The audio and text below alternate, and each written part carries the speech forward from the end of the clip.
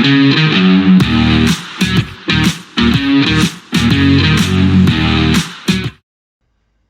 welcome back to the Supercoach Nuff channel. In this video, we're going to focus mostly on the team list for round 3 of the 2024 NRL season. But we are still about 5 minutes away from team list dropping. So, as usual, we'll just quickly review the Sportsdeck Dream Team results. So, I guess similar to the other formats, a bit of a more successful week for myself with 875. So probably very similar to Supercoach in terms of the around the top 20%. Sort of maybe not even quite halving my rank, but definitely an improvement on round 1. So if we have a look at the team, so we had Jerry Marshall King in this format, and he did really well with a 58. A nice effort from him. Danny Levi on the bench with the 24 has been solid, particularly at the price. Payne Haas with the 60 as vice captain. So I think what happened here was I forgot to actually change the captain and vice captain, or I didn't save it, or something went awry. What happens if I captain? Looks like it's automatically saved. So I just clearly didn't do it last week. I switched from I think Safebath was the captaincy, and I swapped him with Curran, and I forgot to change it. So we actually copped Curran's 55, but I have skipped Hughes. He was really only just a placeholder for Big Tino on the bye, so 25 was fine from him. Hopgood was awesome though with the 92, so we were thinking about trading him out. Super glad we didn't. Piacora with the 32 is back to what we can expect from him. Maybe even a little bit more than that would be nice. But Curran with the 55, so he's one of these players coming off the bench, just doing lots of work. It's pretty good to have in the team. Smithies with the 45, so we're waiting to see if he's still locked in at the 13 this week with Horsburgh back in. So definitely one we're interested in. Seyfarth, as we said, was playing this week. Very disappointing with a 15. We've got another week before his price potentially dips, but he may be definitely one we can move on. And Joe Chan had a much better game, so 44 was a good result for him. Into the halves, so Hines and Cleary. I would have captained Hines, so would have missed out on a few points over Cleary, but in the end I missed out a few more with Curran. So 69 for Hines, 76 for Cleary. Great returns from both of them. Hutcho with a 20, Flanagan with 18. They're fine. Flanagan might make a bit of money this week. Hutchinson, he's probably the target that we're going to look to use to get in Galvin moving forward. But we'll just see how it all plays out. Jamin Salmon and Ben Travojevic with 30 and 35 were our starting centres. We left a few points on the pine there. Bostock with a 54, Strange with a 41. So apparently Burbo got moved out into the centres with Tommy Talau's injury, so that sort of limited his final score. But Salmon, I think this 30 is a bit more indicative of what we can expect as a base. I think there is still a little bit of potential for upside with a couple of line break assists and try assists potentially off the back of that with his ball playing in the middle. And then our wing fullback, so Pappenhausen was the star of the show there this week with 77. Ponga with 34 and Tommy Turbo 41. It's a bit underwhelming, particularly Kalen. It might be a luxury trade out this week. Tuapiki with a 35, though, has been quite good. And obviously Kinney was on the bye this week. But in terms of our trades this week, so this is the week similar to Supercoach where the money starts moving back and forwards. This may be dependent on team lists, but I'm thinking we should probably look at getting Lussick in. And so obviously we need a bit of a money maker to facilitate that. And I guess a lot of people would sort of in Supercoach would be going like a Ponga to Tedesco perhaps to do that, but Tedesco is quite highly priced in this format. So we may have to look elsewhere. We may, potentially be going a bit early on Hutchinson out and bringing in Galvin if I can find him. So Max Platt's also cheap and in the halves in this format, which is pretty cool. Uh, he mustn't have scored that well in this format. No, either I just went straight past him. Galvin 49. No, that's killer. Let's get him in for sure. All right, so we could do that. We could use a boost as well potentially. If we have a look at the top scorers, so Zach Hosking. So probably not enough money to get him up from Seyfarth. Um, but I guess the move that I would like to make now that I think about it, and we're about to find out if this would make sense, is we'll get Seyfarth out. He looks like a bum pick, and our man Finny Fuiaki, there he is, get him in.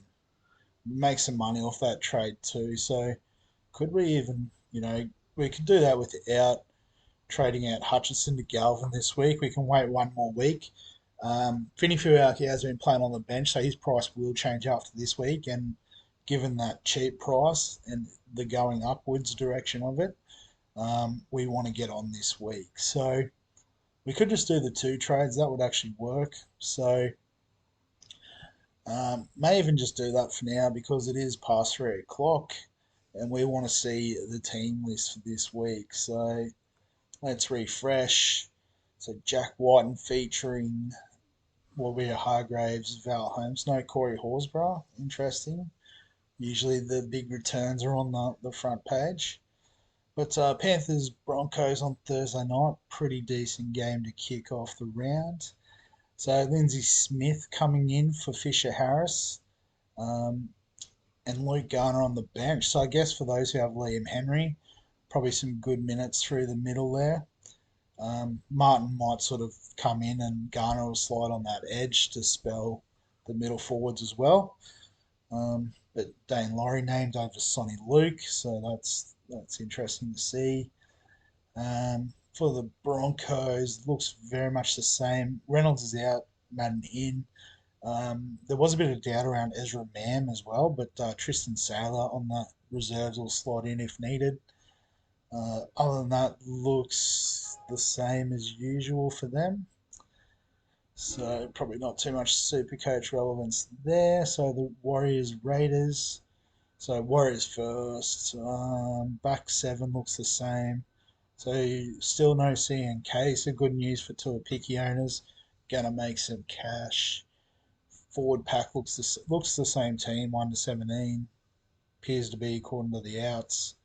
Oh, Wade Egan in apparently. Didn't notice that from last week. Jazz Tavanga on the reserve. That's a bit unlucky.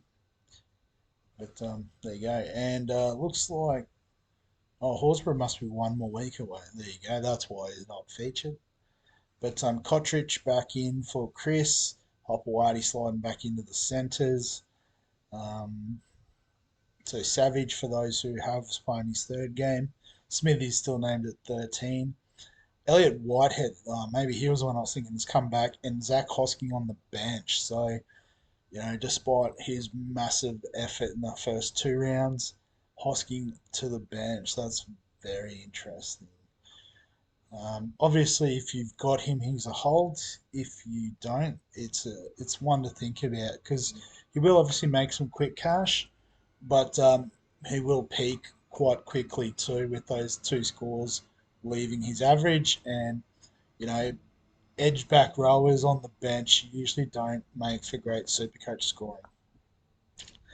Wow, didn't expect that. So Roosters Rabbitohs, Roosters, Sandon Smith in for Luke Keary, who's out with that head knock. So it looks like Connor Watson just takes his spot on the bench. Siwa Wong out. What's happened there? Oh, just reserve, just dropped. Whoa. So no Butcher coming in, Angus Crichton on the bench. So might be good news if you're a Tupanua owner like I am in fantasy. But yeah, did not see that coming. Obviously, I didn't watch a lot of footy on the weekend, so I probably missed a bit. But for the Bunnies, Jack Whiten back in, Dean Hawkins, there was a lot of mail. Elias was getting dropped this week, so Yeah, that was expected. Jack White and back was expected for Richie Kenner. Tane Mill named, so obviously Jacob Gagai long gone, not even in the extended reserve. Um, Davey Moali earning a start, maybe off the back of his try scoring heroics last week. Jacob Host named on the edge. So Tallis Duncan, if you brought him in, speculating he'd get some time on the edge. Um, yeah, don't know what happened to Jacob Host last week, but Cam Murray looks like he's back in the middle, which is good news for those who own him. Where are we up to? Bulldogs Titans. So the Dogs looks like Josh Adokar not named at all. So the same back seven. Liam Knight named to start. So it's from reports he played 80 minutes straight in the New South Wales Cup. So straight into the starting team. Obviously not one to get on straight away, but just to have a look at. And still going with that sort of fairly small middle forward type bench setup, other than Hughes, who's a man mountain. Um, so yeah, nothing too relevant there. The Titans, so Kinney back at fullback, no Jaden Campbell on the reserves.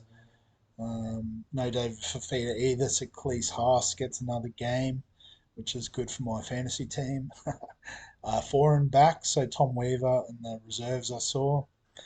Um, Jamin Jolliffe named at 13, so Palacia named on the bench. So for those that were maybe hoping for Palacia to kick in round three, might be one to start looking at shipping to someone else. Dragons Cowboys. So the Dragons looking very similar in the back line. Marshke named at 9, so straight in for Jacob Little. What's wrong with Jacob Little? Just says sidelined. I probably should find out some more about that. But interesting, they didn't put Mulheisen in. They've just gone straight to Marshke. So if he's bottom dollar in fantasy, might be worth a cheeky jag, depending on how long um, Little's out for. I'm struggling this afternoon. But interestingly, my man Tom Eisenhuth named it lock. So Luciano Leilua on the edge starting. And Fatal Mariner still on the bench. And Viliami Fafita back as well, which is handy for my Sportsdeck team. He's in that, but only as a bottom dollar sort of enough option. But yeah, Jack DeBellin moving to the lock. So I know Frankie Molo was out suspended. So I forget if he was 1 or 2 weeks, but like I said, I think Tom Eisenhuth sort of has that trust of Shane Flanagan.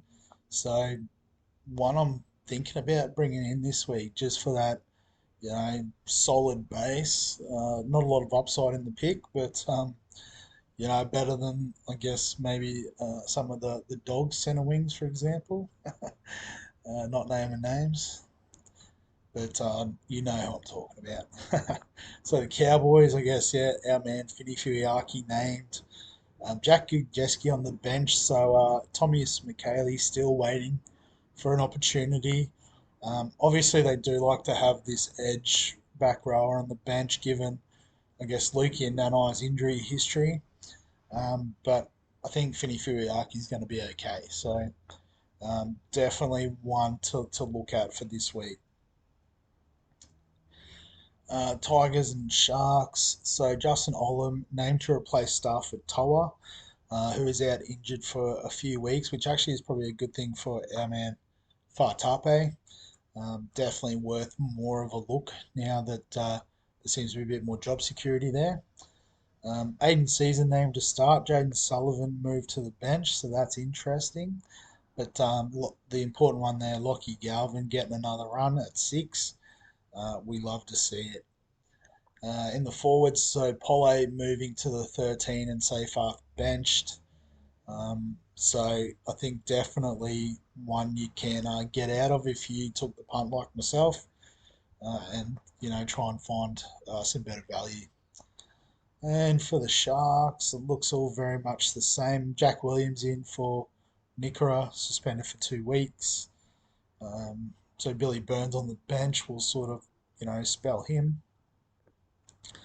But yeah, again, it's all the same. Not too much relevant there. Eels and Seagulls. So Blaze Tulagi getting the start. So who's he replacing? Oh, Simonson is out with something. What was it? Head knock. So 1 week, maybe a flyer in fantasy, but no job security. So probably 2 trades, not worth it. But I guess what I predicted was going to happen is happen where Luca Moretti is sitting here where Brendan Hands used to sit. So Joey Lussick pretty much did it last week, but he is now the 80-minute hooker at the Eels. So get on board. Seems a bit weird given I called him a trap last week, but 7 days is a long time in footy. Well, it's not even 7 days since I said it. But yeah, 4 forwards on the bench. Happy days for our new man, Joey Lussick. Vega coming in for Tommy Talau for the Seagulls. Um, Other than that, looking very much the same. Tommy Talau named on the extended bench, which is interesting. So maybe if he can get up, he'll slot back in. But I guess they're probably leaning towards Vega. Knights and Storm on Sunday. I think this would be the second to last game, wouldn't it? If my counting's any good. So for the Knights, so Jenkins, Twala. So who's the other winger? Oh, Marzu. What happened to him? Someone's trying to call. Marzu out. What happened there? Oh, injured wrist. Oh, there you go. So pretty handy that Twala's come back in time. So Jack Cogger replacing Hastings, who's just been dropped to the reserves. So I guess that's the response to the 0-2 start. Pretty sure the Knights are 0-2. But Jaden Brayley on the bench. So for those who went the cheeky pod with Phoenix Crossland, like myself in draft, may need to look elsewhere. But Dylan Lucas also named on the extended reserve. So Kai Pearce-Paul gets another run this week. If you're looking for a cheaper option and you've already got Smithies, Pearce-Paul at the same price might be a bit of value, but job security isn't watertight with Lucas lurking in the 21. For the Storm, so Tyron Wishart named in the 7 to replace Jerome Hughes, who's suspended. Is it 1 or 2 weeks? 1 week, I think. Maybe one for Jerome Hughes. So yeah, not worth worrying about. Um, Harry Grant, yep, sweet. King Chen, yep. So that all looks the same. Kane Bradley coming on as that bench utility. So um, I guess we had high hopes from him in pre-season, but now it looks like he's going to come on and play 5-10 minutes tops, if needed. Or, he might get a run in the outside backs if one of them goes down. But yeah, it could be stitched up there by Belzer. No, that was the last game. The Dolphins are on bye. I think I was expecting them to play someone on Sunday Arvo. But Christian Walsh out if that's relevant at all. Just saw that, and yeah, so that's I guess the team list. As I said, probably the big takeaways. Joey Lussick, 80 minutes, lock him in. I might be reversing a couple of trades to make that happen. The other one, I guess, is where is he? Is Zach Hosking on the bench, so definitely not a walk up trade in. Really got to weigh up whether his cash gen is worth 2 trades. Um, Initial gut feeling is yes, but I will have some more time thinking about it.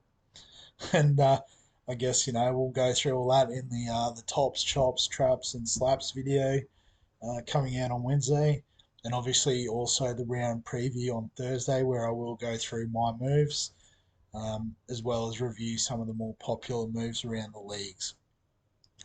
But we'll wrap the video up there. We don't need to go on forever about team lists.